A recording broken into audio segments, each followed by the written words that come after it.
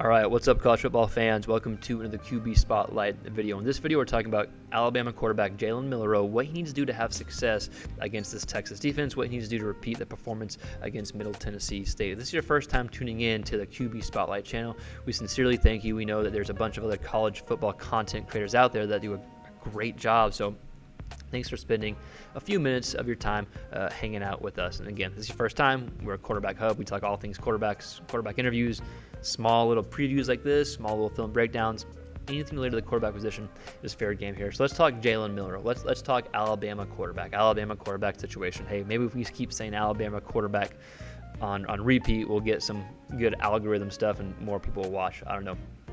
But we want to talk Jalen Milroe and what he needs to do against Texas defense. And if again, if you haven't spent time with the channel, we just put out a video over Quinn Ewers and what he needs to do against Bama's defense. So now we have a Milroe video coming out if you want to go back and watch that Quinn Ewers video. But let's talk Texas defense first. And like Bama, they didn't show much. They played Rice. The defense dominated Rice, like Bama's defense dominated Middle Tennessee.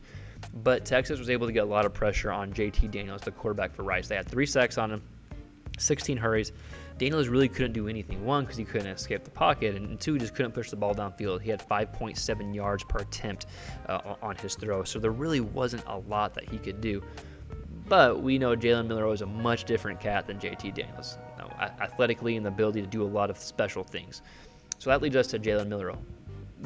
What can you expect? What do you do against Texas defense? You know that they're going to try to bring pressure, but at the same time, you know they probably didn't show everything against Rice that they're going to show against Alabama, so you need to be prepared for something different.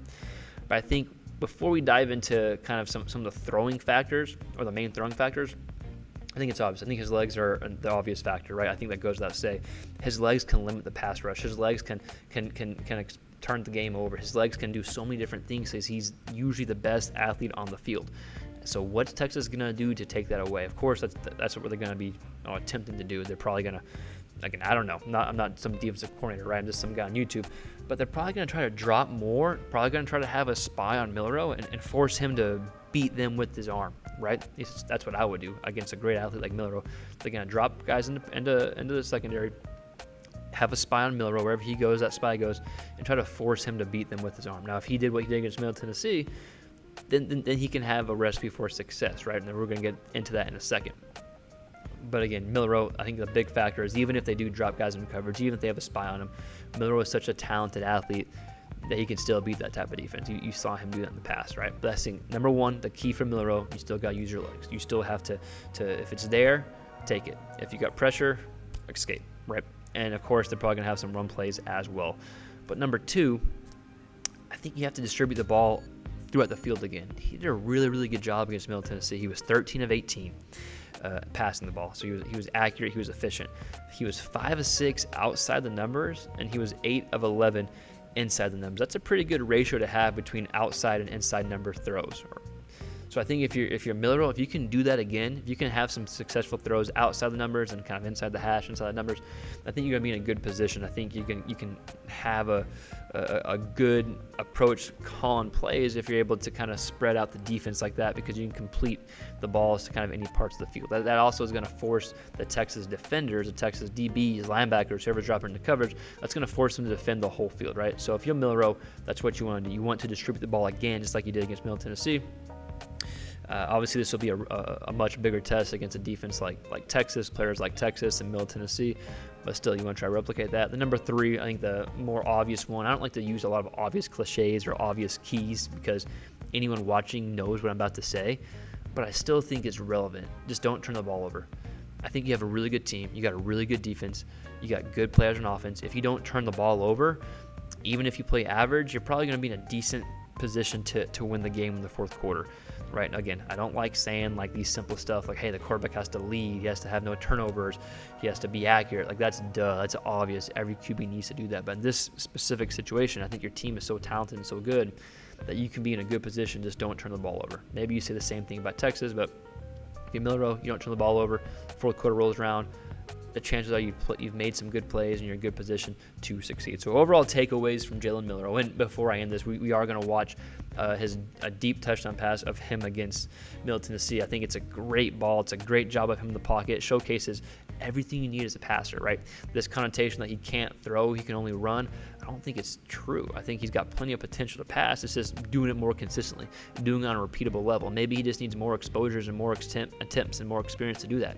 So again, just want to put that out there. We will watch the deep throw at the very end. We'll break it down in a little bit of a detail, but I think it shows that all the potential is there for Milroe. Just do it on a consistent level. But overall takeaways, I think legs are the obvious answer. Anytime you have the best athlete in the field at the quarterback position, you always want to use the legs.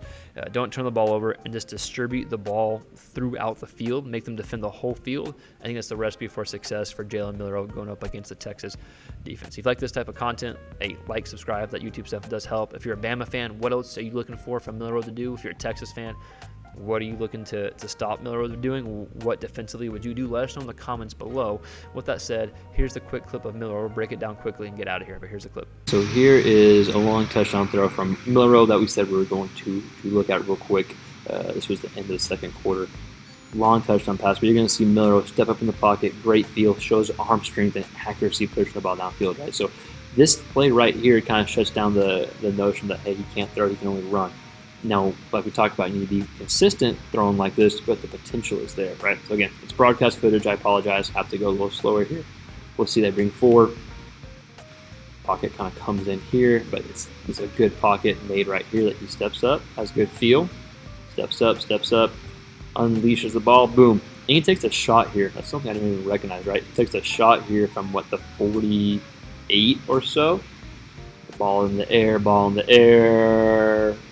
So that is, let's call it 53, 54 in the air, taking a shot, hitting his guy perfectly across the field as well, right? So that's a hell of a throw. That throw right there shows, Texas fans or whoever's watching that, hey, that potential is there. Now it's just doing it on a consistent basis and repeating it. And he did what he did against Middle Tennessee, against Texas. They'll be in a good position. But like I mentioned earlier in the video, we thank you for tuning in. Please consider subscribing and liking this if you like this type of content. It really does help. And yeah, we'll see you all next time. Peace.